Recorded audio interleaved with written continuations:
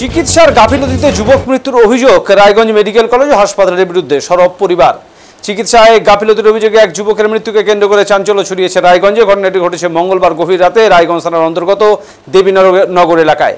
পরিবারের অভিযোগ, মঙ্গলবার রাতে মোটর বাইক নিয়ে কাজ সেরে বাড়ি ফিরছিলেন 22 বছর বয়সী অর্জুন সরকার।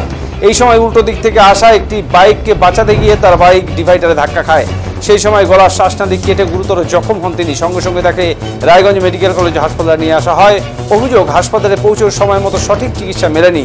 যন্ত্রণায় ছটফট করতে করতে রাত প্রায় 1টা নাগাদ মৃত্যু হয় এই যুবকের। পেশায় মিস্ত্রি অর্জুন সরকারের অকাল মৃত্যুতে শোকস্তব্ধ পরিবার ও প্রতিবেশীরা।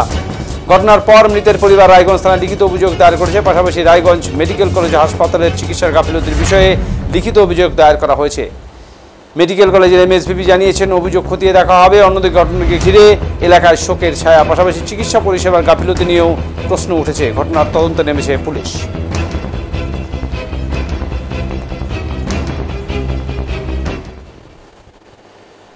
বাপি প্রামাণিক। কি হয়েছিল? আমরা দুজনের মতন দুটো বাইক নিয়ে বাড়ি ফিরছিলাম। বাড়ি ফেরার পথে হঠাৎ একটা উল্টো সাইড থেকে বাইক আসে, অন্ধকারে সেটা বোঝা যায়নি। ও একটু আইয়ে গিয়ে ডিভাইডার আছে যে কালীবাড়ি পার করে দেবীনগর কালীবাড়িতে, ওই ডিভাইডারের সাথে জোরে অন্য কাউকে বাঁচাতে গিয়ে ও নিজে গিয়ে মানে ওর সাথে ধাক্কা মারার পরে ওর শ্বাসনালী কেটে যায়। মানে অনেকটা এখানে কেটে যাওয়ার পরে আমরা তড়িঘড়ি হাসপাতালে নিয়ে আসি কোন রকম। তখন ওর নিঃশ্বাস চলছে প্রায় 1 ঘন্টা কানেক 1.5 ঘন্টা প্রায় ওর নিঃশ্বাস চলছে। এখানে ধরে রাখলে নিঃশ্বাস চলছে, এখানে ছেড়ে দিলে নিঃশ্বাস চলছে না। এমার্জেন্সি ভর্তি করি, এমার্জেন্সি থেকে 6 তলায় পাঠানো হয়। 6 তলা থেকে আবার বলে যে না ওটিতে যাবে।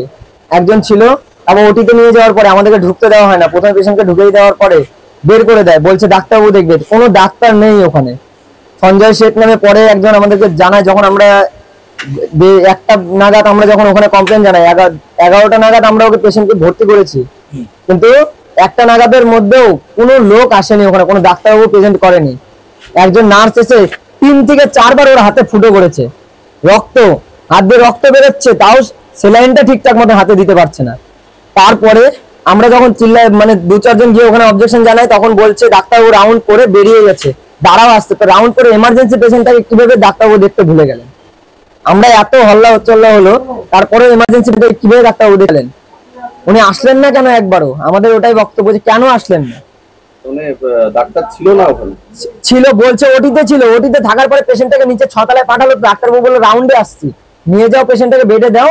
বেডে দেওয়ার পরে ভিজিট করানোর পরে বলছে আমরা আসছি। আসার পরে কেউ আসেনি। এটা কটা নাগাদ? মোটামুটি 11:30 নাগাদ পেশেন্টকে ভর্তি করেছি। ওটিতে নিয়ে গেছে 11:45-এ, 11:10-15। মানে কোথায় যাচ্ছিল তোমরা? আমরা বাড়ির দিকে রওনা দিয়েছিলাম। কোথা থেকে? বিদ্রোহী মোড় থেকে কাজ করে ফিরছিলাম। আপনার নাম কি? আমার নাম সুবল সরকার। কি দায়িত্বে রয়েছে? মেম্বারের দায়িত্ব আছে, প্রতিনিধি বিদনগর। আচ্ছা, একটা অভিযোগ এসেছে যে আপনার এলাকার একটি যুবকের কালকে অ্যাক্সিডেন্ট হয়েছে, তারপরে চিকিৎসার গাফিলতির একটা অভিযোগ উঠছে। কি বলবেন, কি জানলেন?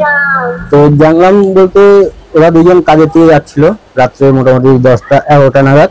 তো বাড়ি যাওয়ার পথে আমাদের ওখানে ভারত সেবা আশ্রমটা পার করে যে ডিভাইডারটা আছে, সামনের দিক থেকে একটা বাইক আসছে, আর এরা কাজ করে বাড়ি ফিরছে। ফেরার পর এদের যে মানে ওনাদের যে বাইকটা ছিল, ওনার লেগ গার্ডে লাগে এই বাইকের সঙ্গে তোমার ডিভাইডারের বাড়ি খায়, মানে ছেলেটা পড়ে গেছে, যে মারা গেছে। পড়ে গিয়ে তো ডিভাইডারে লাগার পরে গলার এখানটায় অনেকটা কেটে গেছে। কেটে যাওয়ার পরে এরা তো হাসপাতালে নিয়ে আসছে। আমাকে ফোন করলো, আমি বললাম তাহলে সঙ্গে সঙ্গে হাসপাতালে ভর্তি করে দাও। হাসপাতালে নিয়ে আসার পরে তোমার হচ্ছে হাসপাতালে তেমন চিকিৎসা করেনি, ডাক্তারবাবু ছিলেন না বলে। তারপরে তো মোটামুটি 1-1.5 ঘন্টা ওনার শ্বাস চলছিল। চলার পরে যে ওনার যে গলায় যে পট্টিটা দিয়েছিল, ওই পট্টিটা দিয়ে তোমার হচ্ছে শ্বাসটা যে নিচ্ছে, শ্বাসটা লিকেজ করে বাড়াই যাচ্ছিল। বুঝতে পারলো, ওইটা ঠিকঠাক ভাবে করেনি পট্টিটা। তো যাই হোক, কিছুক্ষণ পরে মোটামুটি ঘন্টা 2 পরে যে জানা গেল যে ছেলেটা এরকম মারা গেছে। চিকিৎসার গাফিলতির অভিযোগে অ্যাক্সিডেন্ট পেশেন্ট মারা গেছে, এমনটাই লিখিত অভিযোগ দায়ের করা হয়েছে। কি বলবেন বিষয়টা, কি জানলেন?